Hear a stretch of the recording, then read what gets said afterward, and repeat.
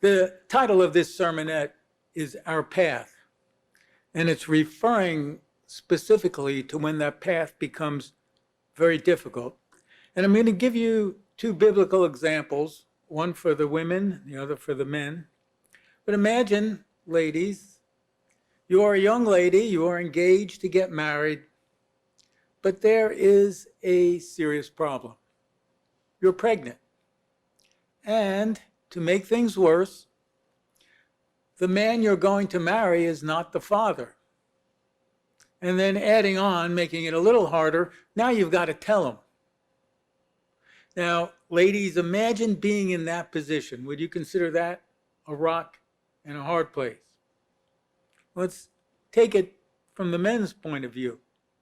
You're engaged to a young lady. You're going to be married soon. And then you find out that she's pregnant, and you know you can't be the father. How would you feel in those kind of situations? Would you say that you're now between a rock and a hard place? Well, that's what happened in the Bible to Mary and Joseph, because they were in exactly that situation. And it was actually harder for them than it would be for you or I now, because in their society, being pregnant and not married was, you could be stoned for that. And they had to tell society, or the society had to make a decision. Was this baby that Mary was pregnant with the coming Messiah, or was she messing around before she was married? What do you think the people in the area believed? And that made it extra harder for them. Well, we've also, in our own lives, have been in very difficult situations. Now, as we get older, we have some very significant health trials. With COVID-19, that has made those significant health trials even worse. In the past, we've had other trials. We've had trials keeping the Sabbath. We've had trials with our family. We've had trials in our job. We've had many things go wrong. Each of those have made life difficult. And we are still here. We are here. And the reason why we are here is because God provided a path through those trials. And that's really the point of this. God always provides a way through our trials. But we certainly need his help along the way to strengthen our faith. Now, I mentioned the trial Mary and Joseph went through. Let's take a look at how God prepared Mary, as well as how he reinforced her faith. Now, I will be reading a lot of verses. We need not turn to them. There's one verse at the end, though, that I would like you to turn to, so you know when I'm finished, when we hit that one. First, Mary was forewarned what would happen. I'm reading from Luke 1:30. Then the angel said to her, "Do not be afraid, Mary, for you have found favor with God, and behold, you will conceive in your womb and bring forth a son and call his name Jesus." So she was forewarned this was going to happen. Just as when we faced our trials in our lives, we might have been forewarned. Someone may have told us something. Someone may have warned us. We may have had a dream. We may have had a premonition that something was going wrong, or something was going to change.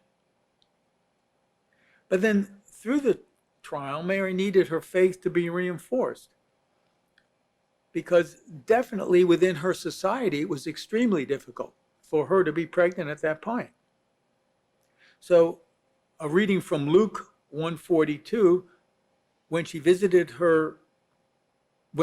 Elizabeth, then she, Elizabeth, spoke out with a loud voice and said, "Blessed are you among women, and blessed is the fruit of your womb. But why is this granted to me, that the mother of my Lord should come to me?" And Mary was picked up by this. She was given more faith to see through the pregnancy. And you can read that sometime later in Luke 1:46 in what's called Mary's song, when she shows her faith. Then we have to look at ourselves in our own lives.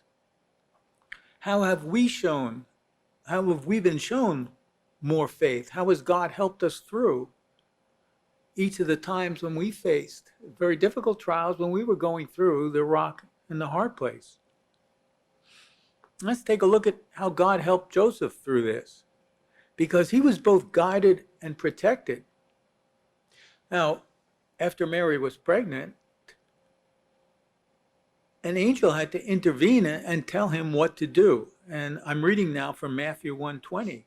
But while he thought about these things, behold, an angel of the Lord appeared to him in a dream, saying, Joseph, son of David, do not be afraid to take to you Mary your wife, for that which is conceived in her is of the Holy Spirit, and she will bring forth a son, and you shall call his name Jesus, and he will save his people from their sins. Well, he had to be forewarned, otherwise, by society's junctions, he would have to have not married her, or he could have even had her stoned, as I had mentioned before. But once they were married, he also needed to be forewarned and guided through very difficult circumstances, because Herod wanted to kill all the children under 2 years of age. And so Joseph needed to be warned, and God did indeed warn him in a dream to go to Egypt. I'm reading from Matthew 2:13. Now when they had departed, behold, an angel of the Lord appeared to Joseph in a dream, saying, Arise, take the young child and his mother, flee to Egypt, and stay there until I bring you word, for Herod will seek the young child to destroy him. Now, the same with us when we go through our trials. We've never had Club Med type trials where we sit back on the beach and sip an iced tea and say, hey, this is great. Our trials are very difficult. And we also need to be warned that there are barriers in front of us. And when God sees those barriers and he sees that we need that warning, he will give it to us one way or another, probably through advice. Maybe we will have our spouse say, something doesn't seem right. Maybe it'll be a coworker. Maybe it'll be a friend. Maybe it'll be a family member. It didn't just end there, because he might have thought that after Herod died, well, I could go back to my old life. And that was not the case. So God had to make sure he didn't fall into that kind of mistake. So he was again warned in a dream to go to Nazareth. And I'm reading from Matthew 2:22. But when he heard that Archelaus was reigning over Judea instead of his father Herod, he was afraid to go there. And being warned by God in a dream, he turned aside into the region of Galilee. So again, God had to warn him because there was a hazard that he was not aware of. And if we look back on the trials that we have faced, very often there were hazards and we didn't know the way, but somehow or other, God showed us the way. And together as a marriage, they were also warned and told what to do. You would think, for instance, that if you're pregnant with the Messiah and now you're going to Bethlehem, you're near due, that things are going to go well. God's going to take real good care of you. You're going to get a nice room and you're going to have a good medical care. Didn't work out that way. They were in a barn. Manger is a stable. And they needed a little boost there. And that's when the shepherds came. And I'm reading now from Luke 2:16. And they came with haste and found Mary and Joseph and the babe lying in a manger. Now when they had seen him, they made widely known the saying which was told them concerning the child. So there they were in this manger. She had just had the delivery. She's exhausted. These shepherds come and raise their spirits. And the same thing, God can raise our spirits up when we feel very gloomy in a trial until that particular trial is over. It happened again after the circumcision and Mariel's ceremonial cleaning.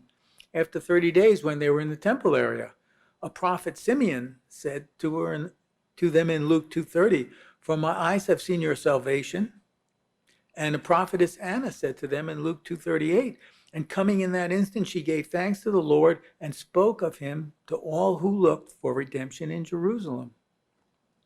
They also needed additional help, because if he was going to move to a different area, like Nazareth, he would have to have the financial means to do that.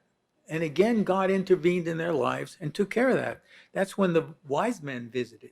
And reading from Matthew 2:11, and when they had come into the house, they saw the young child with Mary his mother, and fell down and worshipped him.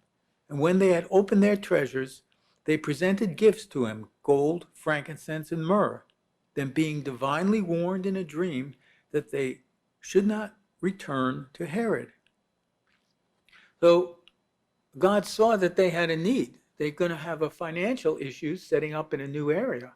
And so he provided the means for them as well as warnings for them. And it's going to be the same for us.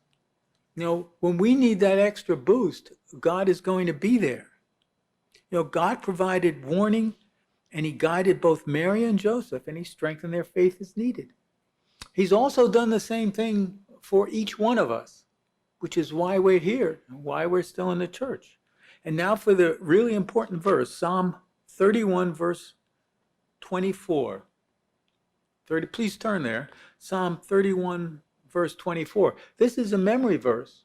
It's a memory verse that we need to call upon God for when we are between a rock and a hard place and when we are in very difficult trials. Psalm 31, verse 24. Be of good courage, and he shall strengthen your heart, all you who hope in the Lord. What's this saying? When you're in a very difficult trial, don't lose courage. You can be in good courage because God is there. He's there with you, and he's going to strengthen your heart as long as you do not lose hope in the Lord.